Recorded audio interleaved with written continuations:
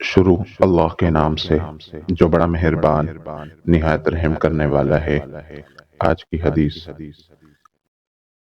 ابو ہریرہ رضی اللہ عنہ سے روایت ہے کہ رسول اللہ صلی اللہ علیہ وسلم نے ارشاد فرمایا، 5 نمازیں اور ایک جمعے سے دوسرے جمعے تک اور رمضان سے رمضان تک اپنے درمیان سرزد ہونے والے گناہ کے لیے کفارہ بن جاتے ہیں جب تک کبیرہ کا ارتکاب نہ کرے۔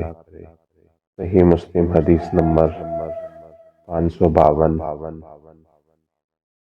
اسی طرح کے اور دعا اور احادیث کو سننے کے لیے ہمارے چینل کو سبسکرائب کیجیے۔ السلام علیکم ورحمۃ اللہ۔